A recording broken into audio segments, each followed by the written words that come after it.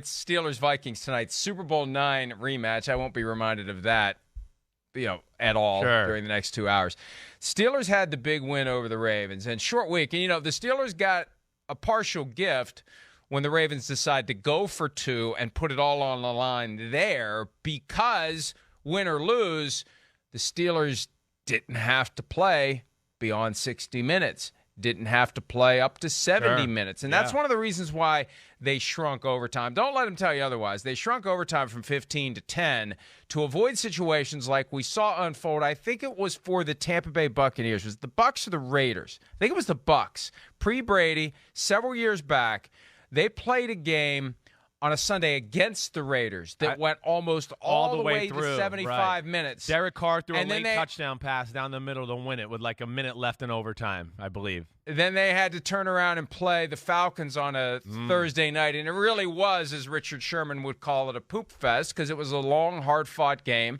And then you got to turn around. It's like, well, if we're gonna make this Thursday thing work, and trust me, there was a period of time where they were working very hard to make sure Thursday night worked, because they found a new place in the pizza to cram cheese. Right. And let's go. We're going to make a lot of money off of this. We got to make it work. We got to crunch the numbers in a way, the injury numbers. Oh, it's safer to play on Thursday night. I mean, there's been a lot of BS we've been fed over the years, frankly, about Thursday night football, and we all just finally accepted it. You hardly hear anyone complain about it anymore. Ben Roethlisberger had a little something to say about it this week, but we just accept it. But anyway, starting in the late afternoon window on Sunday, if they had played another 10 minutes against the Ravens, that hard-fought rivalry, that would have been a huge disadvantage for the Steelers tonight. 100%. You're right. I mean, just another quarter of football on a short week, let alone it was a physical game against the Ravens. Always is. We know that with Tomlin and Harbaugh coached football teams.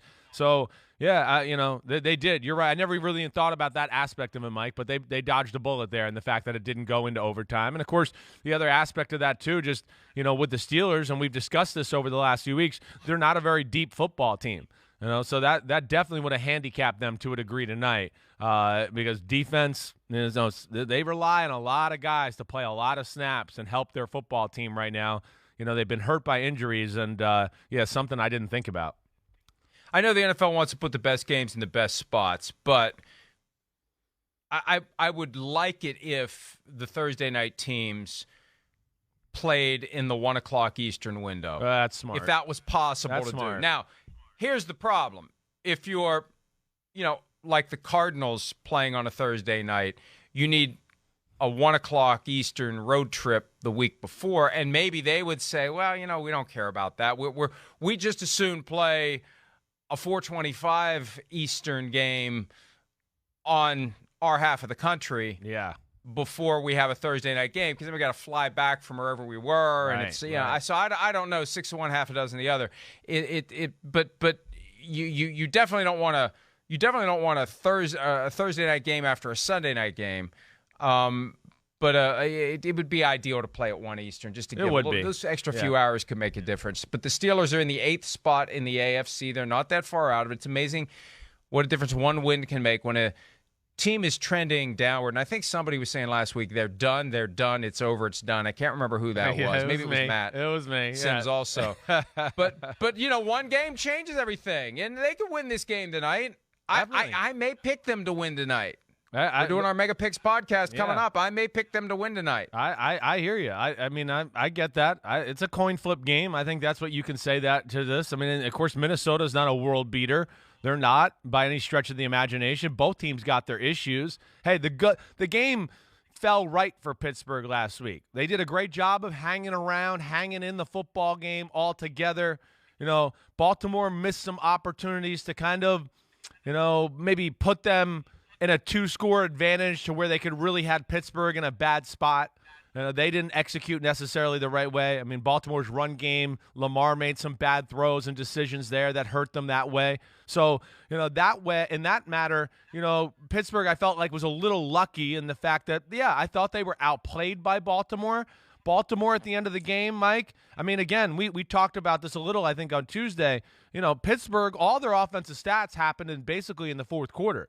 And I don't know what happened with Baltimore, but they decided to get ultra aggressive in the fourth quarter and play these all-out blitz looks and, man-to-man on all the receivers with no safety help in the middle of the field, and Pittsburgh burned it. I mean, the game-winning touchdown, again, why Baltimore, why are they not playing to make Pittsburgh kick the field goal?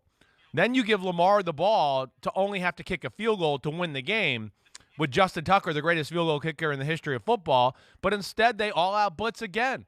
And then that was the play Marlon Humphrey hurt his pectoral on. So, again, I guess I'm still uncertain about Pittsburgh. I don't feel that much better about them. The perception's better. I get that. But I still think there's issues with their football team, and they're going to have some problems tonight. Gordon, Justin Jefferson, and we'll see if Dalvin Cook's healthy and all of that. But, yeah, they're a hard team to figure out. It's going to be tough for them to make it. The season-ending stretch, not an easy one for the Steelers. They have the Ravens again. They have the Browns again on a Monday night. They've got the Chiefs coming up. Right. They do not have it's not good. Proverbial or literal cakewalk to try to get into the postseason. Titans. But, oh, God, I'll tell you, this is not good for them. But This is when they're the most dangerous. When everyone starts saying they're done, it's over, that's when they find this reservoir of something that carries them through. Yesterday on PFTPM, Miles Simmons and I put our projected 7 playoff seeds together for each of the 2 conferences, and neither of us had the Steelers. It's like, this just plays into their hands. Just like last week. They're done, it's over. That's when they muster something. And I've been in and around Pittsburgh my entire life, and I was saying it like I didn't have the guts to pick him to win against the Ravens. I picked him to cover, and I'm happy I did. But there's just something about that team when you write them off, when you stick the fork in them, when you bury them, that's when they're the most dangerous. Hi, I'm Mike Tirico, and thanks for watching. Make sure to hit subscribe for the latest news and highlights from NBC Sports.